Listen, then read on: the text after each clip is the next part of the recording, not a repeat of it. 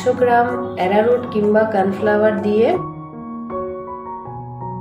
Hello everyone, welcome back to my blog. কেমন আছেন আপনারা? তো আজকে হলো বুধবার, এবার বানাবো ব্রেকফাস্ট। আর ব্রেকফাস্টে কি বানাচ্ছি দেখাচ্ছি।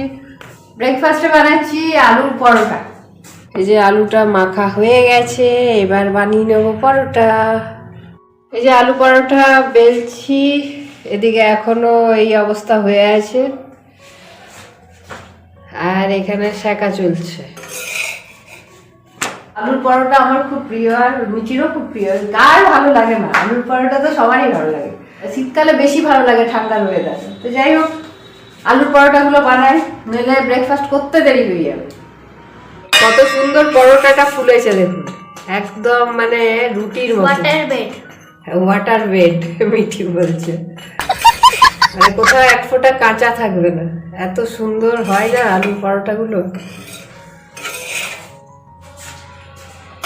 আর এক ফোঁটা আলু বেরোয়ও না। আলু পরোটা রেডি, মিঠিকে দিয়ে আসি খাবারটা।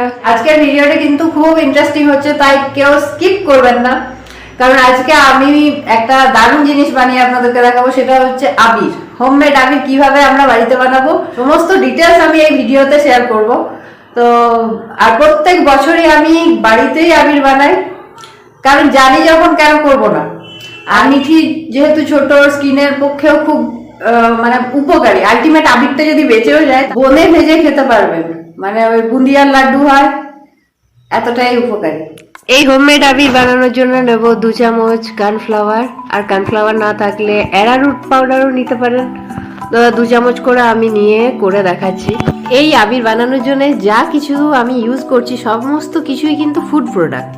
এরপর পরিমাণ মতন জল দিয়ে একটা খুব থিক নয়, খুব লিকুইড নয়, এরকম একটা কনসিস্টেন্সির পেস্ট বানাতে হবে।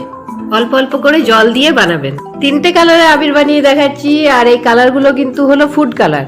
তো এখানে যে কালারগুলো আমি ইউজ করছি এগুলো সমস্ত কিন্তু লিকুইড কালার, আর এগুলো অনলাইনেও পারচেস করতে পারেন, বিভিন্ন গ্রোসারি শপেও পাওয়া যায়, আর পাউডার কালারও পাওয়া যায়। আপনাদের যেটা অ্যাভেলেবেল হবে সেটাই নেবেন। ভালোভাবে মিশিয়ে নিতে হবে। তো যাই হোক, আমার 3টে কালারই রেডি হয়ে গেল। তো যাই হোক, কালার তো রেডি। এবার এর মধ্যে সব থেকে বেশি দরকার ফ্রেগ্রেন্স। আপনাদের কাছে যেটা থাকবে, তো আমার কাছে গোলাপ জল ছিল তাই আমি গোলাপ জল দিয়েছি।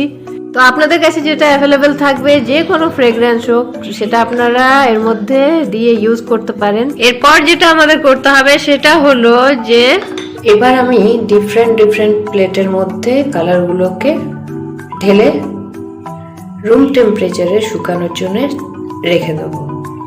এই ঠিক এইভাবে ঢেলে দিতে হবে।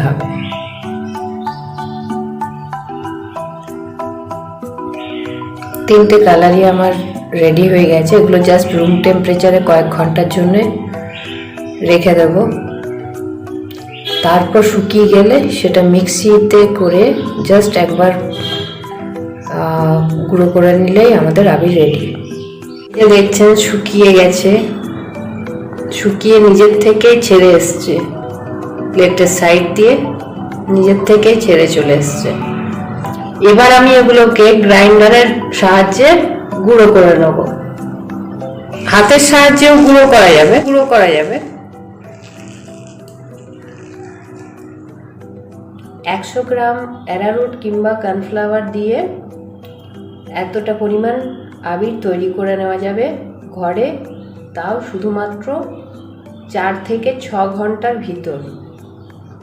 দেখুন কত স্মুথ, কোনো রকমের কোনো ক্ষতিকারক নয়। চোখে মুখে বাচ্চাদের যদি চলেও যায়, কোনো ক্ষতি করবে না। তো এই ভিডিওটা বানানোর উদ্দেশ্যই ছিল যে একটা কেমিক্যাল ফ্রি একটা হোলি আমরা সবাই খেলি। এটা সদ্যজাত বাচ্চাদেরও কোনো ক্ষতি করে। এই আবির থেকে আলটিমেট একটা সুস্থ, সুন্দর, রোগমুক্ত আমরা স্কিন পাবো।